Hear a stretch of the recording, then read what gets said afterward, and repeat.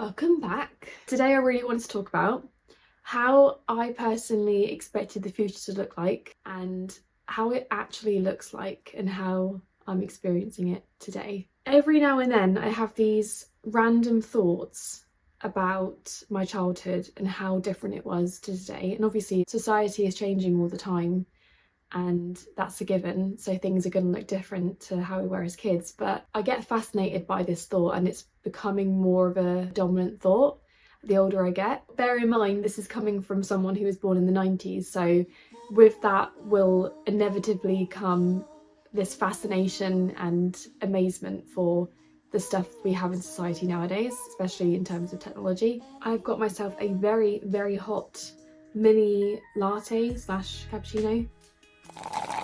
So as a child, I didn't really give much thought about what the future would look like. Everything that I experienced was how it was and what it was, so I didn't really think anything would be different to that. Obviously, when you're younger, you don't realise there are changes and developments in society all the time. And it's only when I got older, when I experienced these changes, that I realised it was a thing. So let's start with music, the biggest passion in my life, I would say. As a 90s baby, I remember primarily listening to artists on CDs. CDs were the new big thing, that was replacing vinyl. It was the new big thing. We thought it was going to last a long time, but it didn't. But for a very brief time period during my childhood, this was how we listened to music. It wasn't until my teen years that the app iTunes came out and you suddenly could buy songs that you liked for like 99p, and the iPod came out, which allowed you to store thousands of songs on one small device, which, well, I say small, it was probably like this big and really chunky, but this was a massive step in terms of technology in storing music on a device that you could take with you. It was portable. So if we compare that to today, when you have Apple Music and Spotify and you pay a monthly subscription to all the songs you want to listen to, it's endless. It's actually crazy to think that in that amount of time, let me say 15-20 years, that change has happened. And I will say this one is an incredible development, but at the same time you have this resurgence of vinyl happening, and with that artists are now selling more vinyl, and I think more love, more commitment is going into artwork again, when it wasn't really during sort of CD time.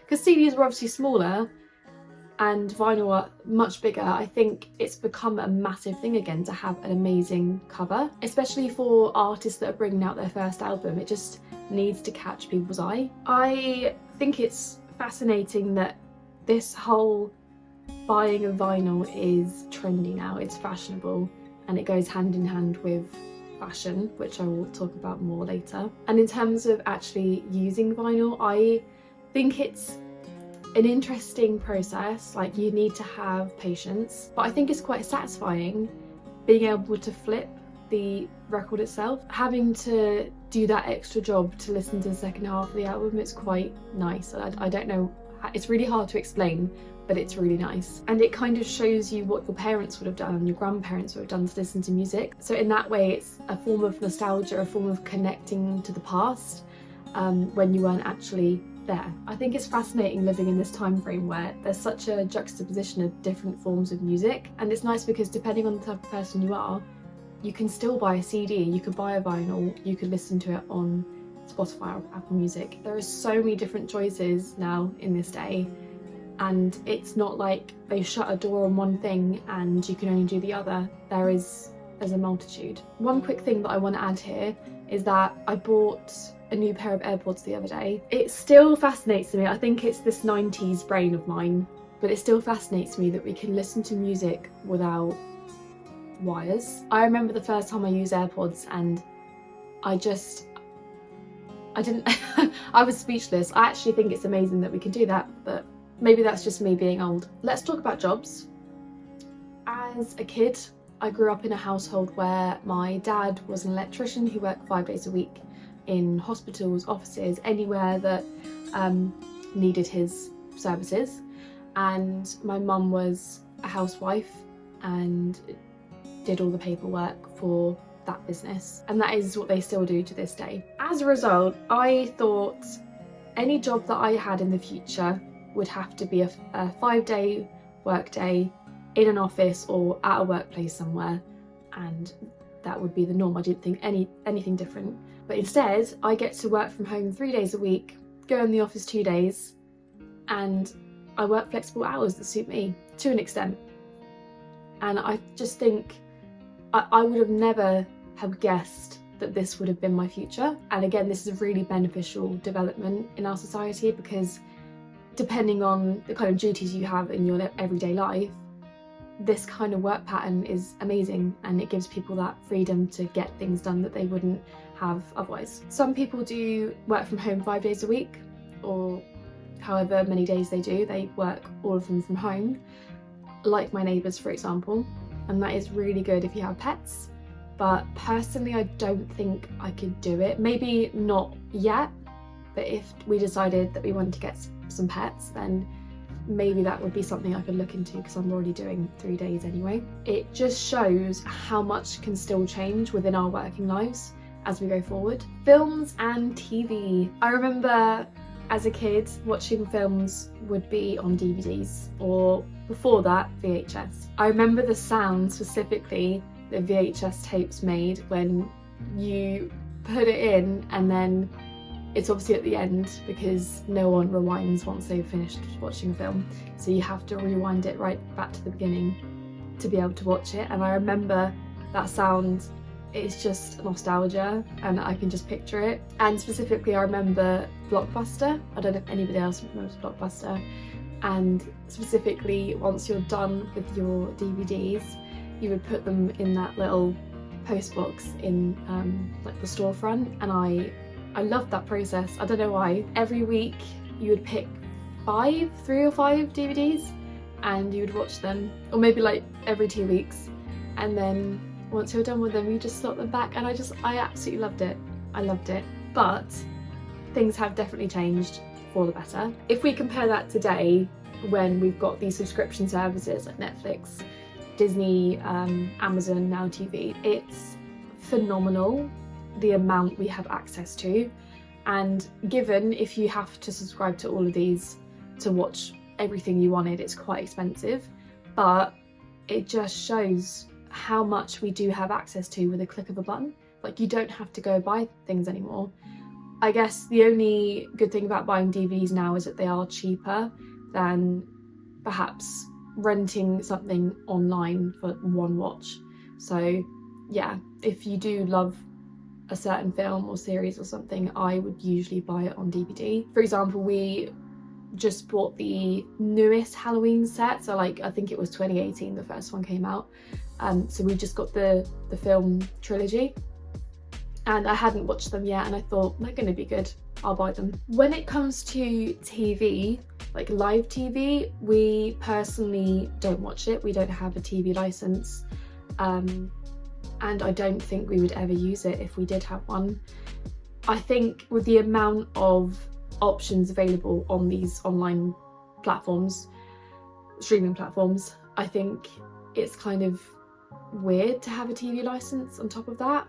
I guess the only thing I personally would want it for is to watch live rugby, but ITV Play is free anyway, so if you watch it afterwards. Especially with free platforms like YouTube, where you can just watch any type of video that you fancy. I wouldn't be surprised if in the near future there will be less channels on live TV.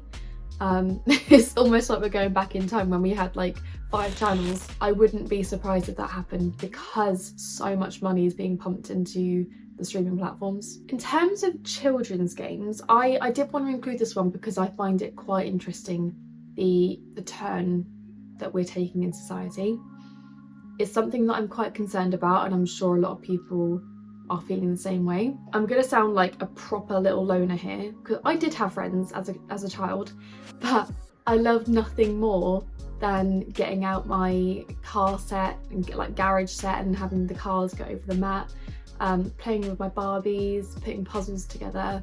I could spend hours in my room just playing with these different toys. I loved them because they were physical games. So you could dress up your Barbies, you were physically moving the car along the track and putting it in the station and then putting it down the lift. Now, if you compare that to today, if you compare a 90s kid to the kids of today and what they're using for entertainment, it is not looking healthy in the slightest. When I look at my nephews and my niece playing on tablets or just staring at a screen, essentially, it does not fill me with joy in any aspect. I just really hope that, because we haven't really seen the effects of this just yet because it's still quite new, I really hope it doesn't affect their concentration levels, their behaviour, their patience, their eyesight, you name it, anything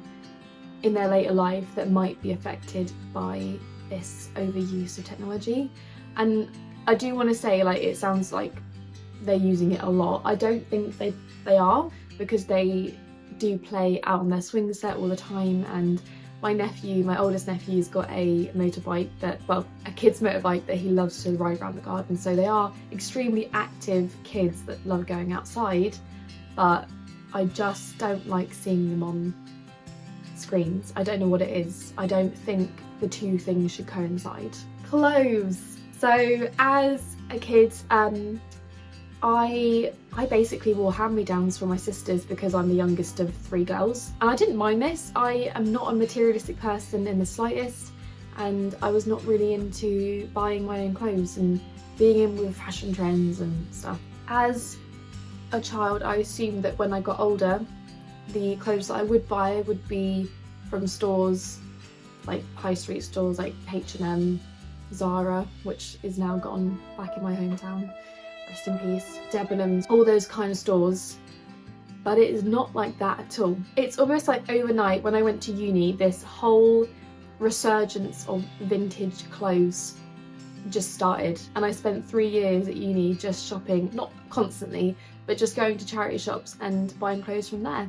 And I just love buying from charity shops, because you're not only getting something that is cheaper and someone else is probably not wearing it, but you're also helping a charity. Like, I just don't understand people that wouldn't shop at charity shops now. As I've got older, I don't really buy any clothes anymore. This dress, I think I've had this for over 10 years and it still fits me, so I'm keeping it. Honestly, I think it's just the fact that you look at the same wardrobe each day and you think you have no clothes, but you do. So I think in that way I've grown very much into a minimalist. And also I think the high street shops are getting more and more bland, or more and more wacky, like two extremes. So I can't really work with bland and I can't really work with too wacky. With fashion these days, it's hit or miss, and well, usually miss, and I'm not here for it. The next topic is very controversial. I just want to say I'm going to be quite quick, but I did want to touch upon it because it is very interesting. As a 90s kid, I very much grew up in a society that praised the skinny body, and I was not part of that. I did not have a skinny body. I wasn't fat, I wasn't skinny, I was in between. And I feel like everywhere in social media, in films, TV, there has never been an example of the slightly curvy girl. Like, it's always been the bigger girl or the skinny girl, and that I've never known where I stood. I felt very self-conscious about having wide hips, having a slightly bigger frame compared to my friends who were very petite and very small or very athletic, and I just did not fit in. If we look at today, the hourglass figure is very much back in, but it's more of a athletic hourglass figure. I do love that we are not praising the skinny bodies anymore.